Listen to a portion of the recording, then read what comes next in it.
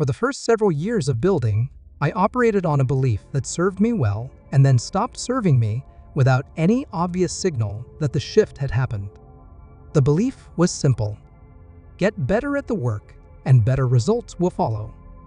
Invest in skills, deepen expertise, raise the quality of what you deliver, and the market will reward that investment with better clients, better revenue, and better opportunities. That belief was true for a long time. The early returns on craft investment were real and significant. Getting meaningfully better at the work produced meaningfully better outcomes. The relationship between skill and result was direct enough that investing in one reliably produced the other. And so I kept investing in craft because the returns kept justifying the investment. At some point, the returns stopped justifying the investment, and I did not notice immediately. The quality kept improving. The outcomes stopped improving at the same rate. I was getting better at the work, and the market was responding less and less proportionately to that improvement. The ceiling had appeared, and I kept trying to break through it by doing the same thing that had worked before, which was getting better, without understanding that getting better was no longer the relevant variable. There is a ceiling that every builder hits where getting better at the technical work stops producing proportionate returns. Not because the market stopped valuing quality, because the bottleneck moved. In the early stages, skill is the constraint. Better work produces better results, produces better clients, produces better revenue. That relationship holds until the skill reaches a threshold where it is no longer the limiting factor.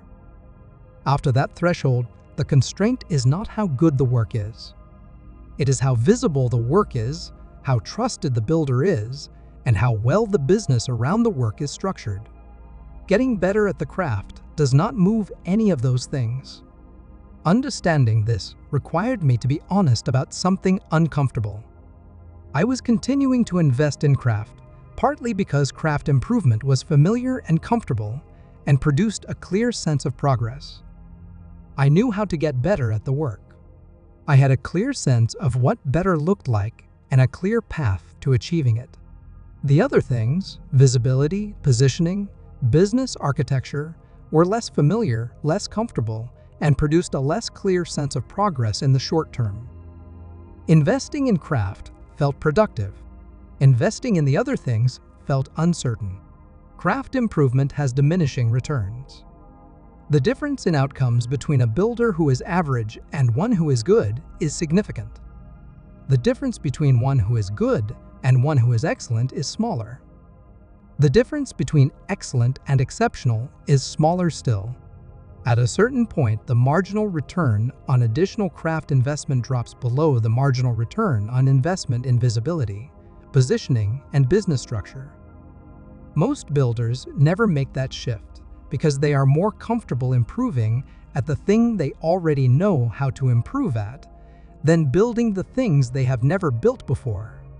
The market does not pay linearly for quality. It pays for quality up to a threshold, and then it pays for other things. It pays for reputation.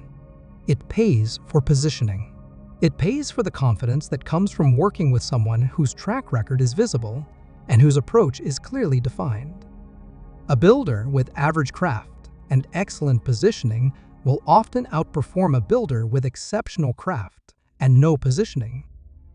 Not because the market does not value quality, but because the market cannot reward quality it cannot see and cannot trust quality it cannot verify. The builders who keep growing past the craft ceiling are not the ones who stopped caring about quality. They are the ones who understood that quality is necessary but not sufficient. Quality gets you to the table. It does not determine what happens once you are there. What determines what happens once you are there is the reputation you have built, the relationships you have developed, the positioning you have established, and the systems you have built to deliver consistently at scale. Those things are not craft. They are architecture. And architecture is what separates builders who plateau from builders who compound. Making the shift from craft investment to architecture investment requires accepting that the progress will feel slower and less tangible in the short term. Improving a skill produces visible evidence of improvement relatively quickly.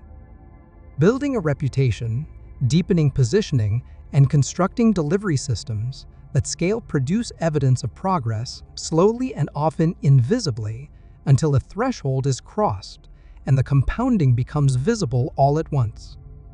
I went through a period where I made this shift deliberately, and it felt like regression. The work I was doing was less directly connected to client delivery and more connected to building things that would eventually make delivery easier and more scalable. The revenue stayed roughly flat for longer than I was comfortable with. The positioning got clearer. The reputation got more specific. The systems got more robust. And then, at a certain point, the compounding that had been building invisibly became visible, and the trajectory changed in a way that purely craft-focused investment had never produced. The question is not whether to keep improving the craft.